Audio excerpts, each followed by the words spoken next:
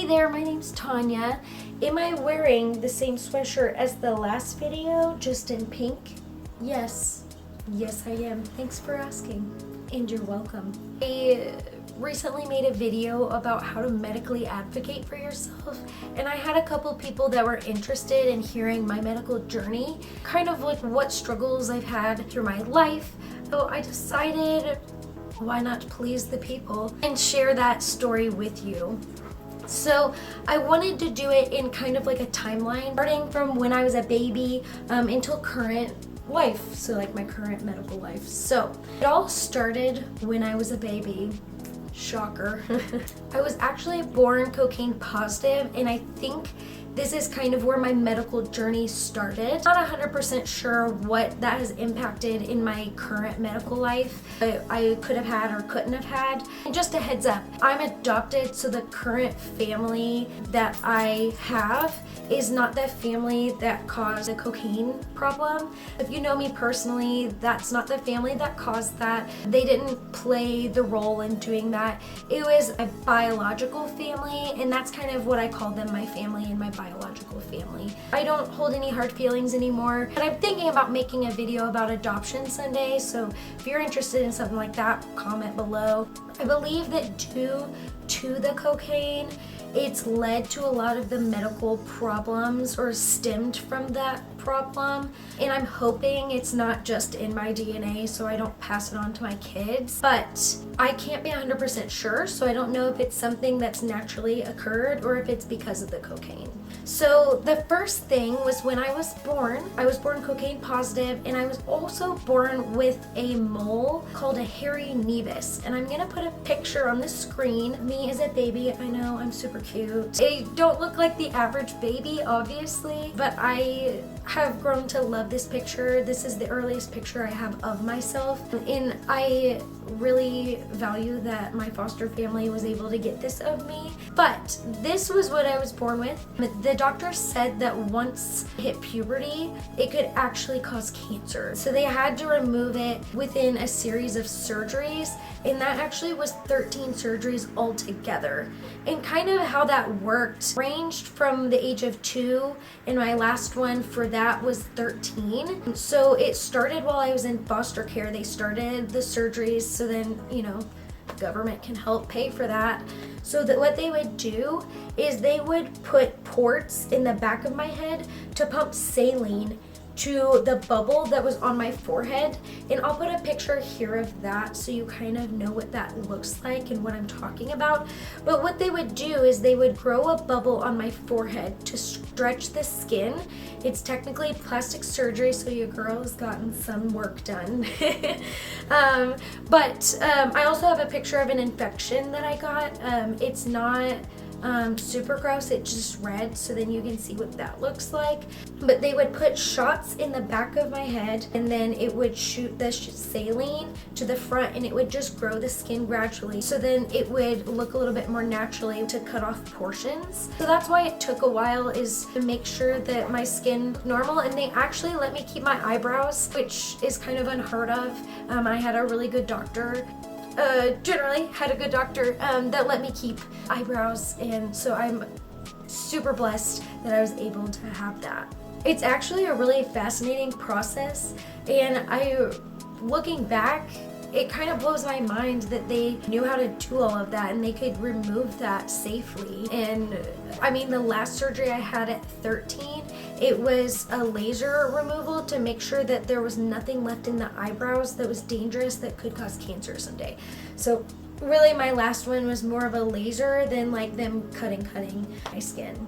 So I have had some trauma in regards to those surgeries that I've been working through in trauma therapy, and I think we've actually cleared it now. There's certain smells that I would occasionally smell that would just throw me off the deep end. I would like start crying, and I would have to leave a store just because of the smells and the connection to this memory. So I do have some anxiety with sharing this story because I'm always nervous that people won't believe me in my medical history and my stories, and so it does give me a little anxiety to share. But I feel like other people have had this occur as well.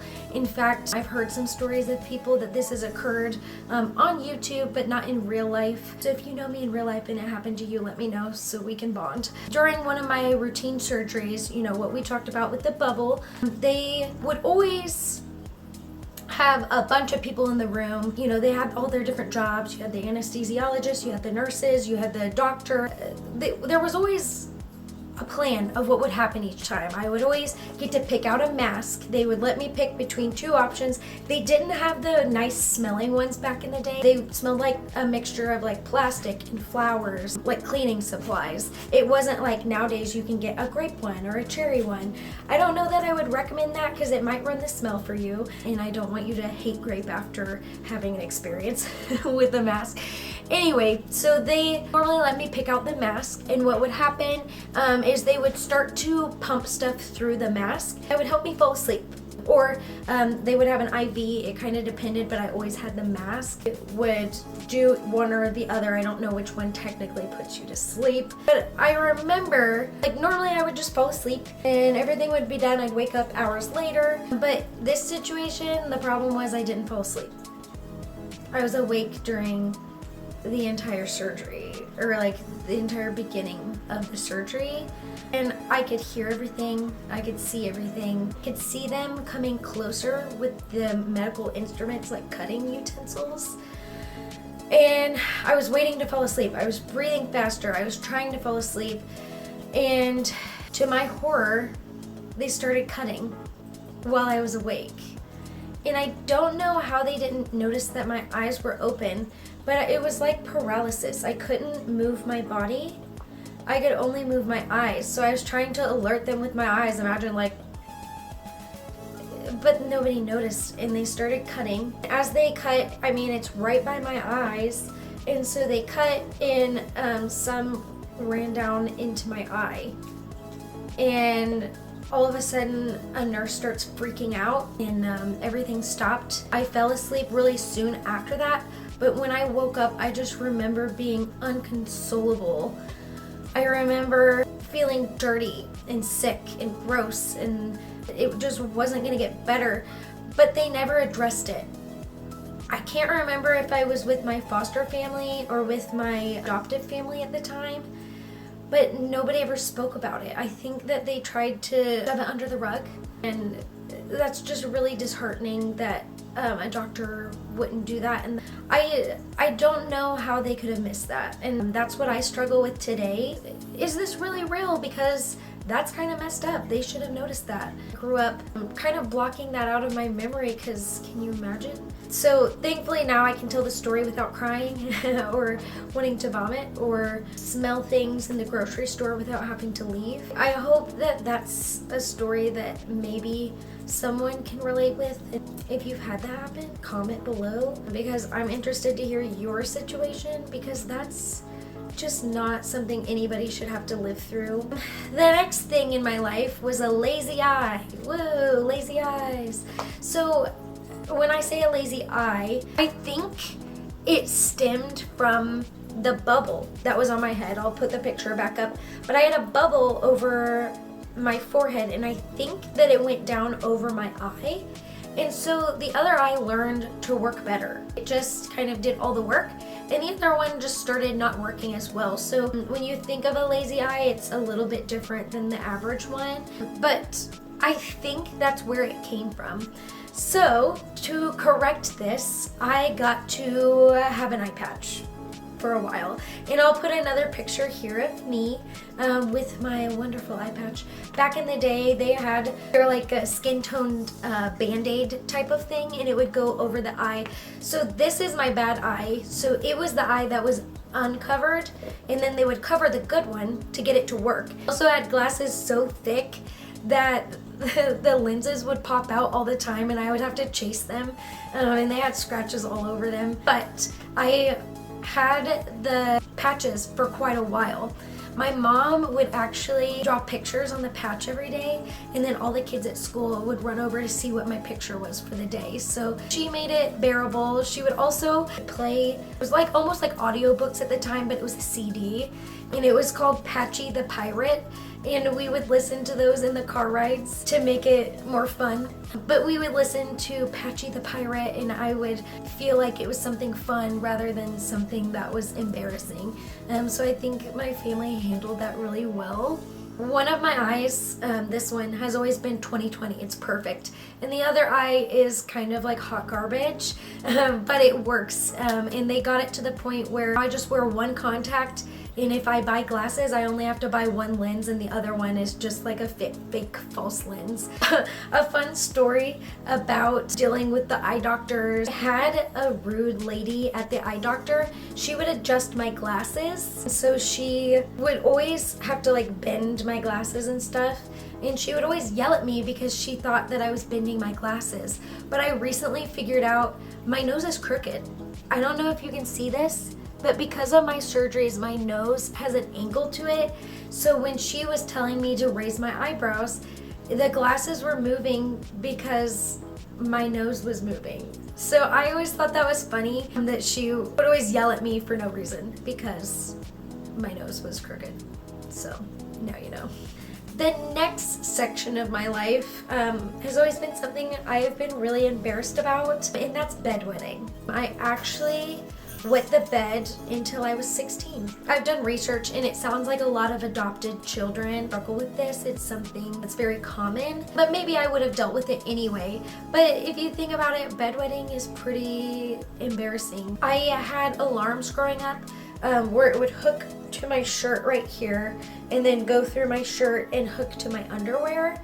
And it would set off an alarm once I would go to the bathroom on accident at night, and it would wake up everybody in the house to let them know that I wet the bed. I don't really recommend that you do that option because it's training the body to wake up after you've wet the bed as well, and it's kind of more of a embarrassment tactic in my opinion. I don't think that it's the best option. Summer camps, for example, they handled it so respectfully. The camp that I went to growing up, they would just tell my cabin that I had to go take nighttime medicine, and they would go, and I had a spot in the bathroom at the camp, and I would open it up, and I had my little diapers that I could grab out and put on, and they made it super discreet. They would also take me back there in the morning and tell them I had morning meds, and I would dispose of it. Diapers are kind of humiliating.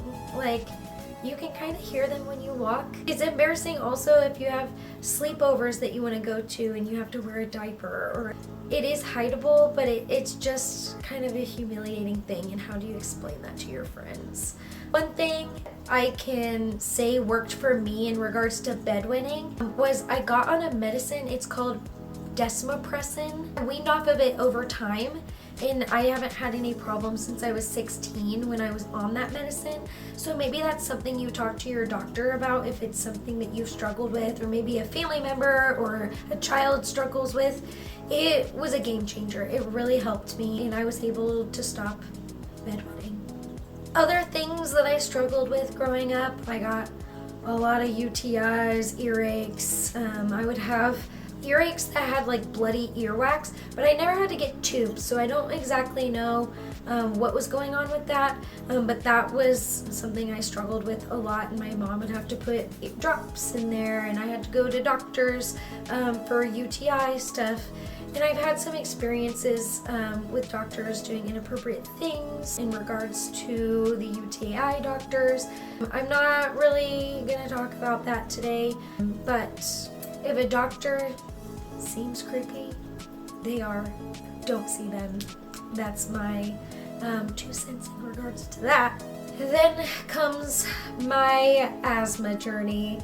I actually learned that I had asthma conveniently in the middle of a lake. So thank God my friend's parents made her wear floaties in the middle of this lake, because if not, I don't think that I would be here today. So thank you to that friend that saved my life in the middle of the lake. Basically, I almost drowned her, is the story. She let me hold on to her floaties because I could not swim to the bank. And so once we got to the bank and I stopped drowning her and I could touch, I still couldn't get out of the water. So my dad had to jump in fully clothed, to jump in and rescue me because I couldn't breathe. I could not get out of the water. But that is where my asthma journey started. I also had really cool people around me that taught me skills on how to not freak out when having an asthma attack. Some of those skills are I put my hands on top of my head because that opens up your airway and helps you to calm down. I would not recommend crying during an asthma attack. I'm always tempted to because it's kind of scary, but when you cry, you're building up mucus and you're closing off more of that airway that you already don't have because your airway is just closing up. And so when you take your inhaler, that's helping open it up, but when you have all that mucus there still, it's harder to get rid of it and it's harder to breathe. So that would be my recommendation. I just stand and I put my hands on my head, I take my inhaler, and that's been the best recommendation anybody's ever given to me, as well as just trying to remain as calm as you can, because asthma is pretty scary. You make awful sounds, you can't breathe, but you can get through it and you'll be okay. Next thing I had was a ganglion cyst in my wrist. They popped it multiple times to try to avoid surgery. It just kept coming back and it was right in where the bend of my wrist was. So it was just causing a lot of pain, and so they removed that. Also had a knee brace for a while because my muscles on the side of my knee were just too tight, and so I had to stretch them out. It wasn't a big deal. The next biggest medical journey that I had was pneumonia. So my senior year of high school, I started having all these lung problems, and I started working with a doctor that specialized in lung problems because I just was not getting better and I was getting sicker and sicker. And it was a pediatrician, but they couldn't figure out what the problem was. And I kept telling them like, hey, I think it's pneumonia. Hey, I think it's pneumonia. And they would check, but they just couldn't figure it out. And I was seeing a pediatrician, and so normally you stop seeing a pediatrician when you turn 18, but they kept me on because they couldn't figure out what the problem was. And so, kind of long story short, I had pneumonia for about a school year before they figured it out and I got on medication to fix it. So, medical advocacy, watch my video on that because you're normally right in regards to your body. I had pneumonia for a school year and they didn't fix it because they weren't listening to me and we couldn't get to the bottom of it. In regards to pneumonia, I would not wish it on my worst enemy. It was the worst pain that I have ever experienced. It's a different kind of pain. It's internal, it's a heaviness, it's an ickiness. It's literally can't walk from like here to your other side of the room that you're in without feeling burning sensation, heaviness, and just like pain. I would have to sit down to be able to like get through my daily activities, which was really sad. Throughout college, I continued to struggle with lung problems. I think that it partially had to do with I had a lot of lung damage because I had pneumonia for at least a school year without them figuring out what the problem was. And so I kept having problems. My poor roommates had to deal with me coughing through the night because laying down would just cause all the mucus to like gross. They just had to deal with me constantly hacking. So thank you to my roommates for not hating me through that process. But that's when I started having to see more doctors. After college, we were finally able to figure out that I had something called bronchiectasis. If you know what COPD is, I have COPD, and it's a branch off of COPD where I have a bunch of scar tissue in the bottom of my lungs, and my body creates more mucus than the normal person. And so the mucus that I create within my body sits down in that scar tissue, and stuff like germs gets just stuck in that mucus. So I get infections easier than the average human being, and I also have trouble getting that mucus up and out of my body.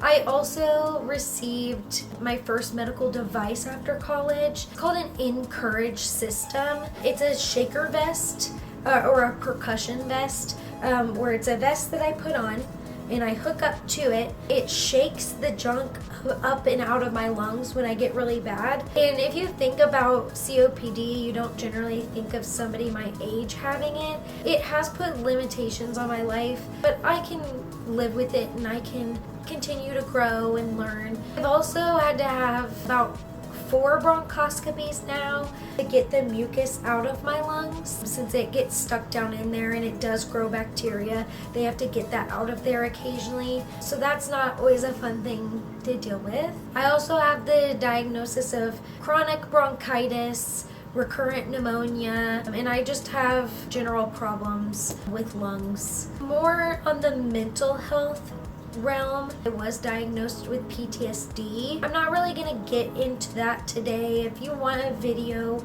on what PTSD looks like for me, feel free to comment that down below. I've been working through trauma therapy with a great therapist. I recommend getting a therapist if you don't have one, because different mental health things look different for different people, and maybe you don't have a big diagnosis, but it is nice to talk to someone and get some of that even off your chest. Back in regards to lung problems, during one of my bronchoscopies, the doctors found something. It was what I call MAI, but it's mycobacterium avium intracellulare, and that's actually, it's a big word. So they found this in my lung. My definition of this is everybody breathes something in normal every day. So you breathe in pollen from the outside world, you breathe in smoke, or different things that are just a part of everyday life that everybody breathes in, just affects me a little bit differently. And so normally it wouldn't affect the average person, but for me, since my lungs are hot garbage, it caused an infection, and it's considered an infectious disease, and I had to see an infectious disease doctor, but it's not something that I could pass on to somebody else. It's only affecting me personally because I have the lung problems, and if you remember, the scar tissue in the bottom of my lungs. I had to be on a treatment for this for over a year, and it was antibiotics. So that's just one of the other medical journeys I've had the pleasure of encountering. The most recent medical journey that I've encountered is ulcerative proctitis. A lot of people know ulcerative colitis. It's basically the same thing, just like a certain specialized region rather than the whole entire area. I've been dealing with this since July of last year, and I was having a lot of gut pain, and I was losing a lot of blood and gross tissue, TMI, but I lost 15 pounds in, I would say, 2 to 3 weeks.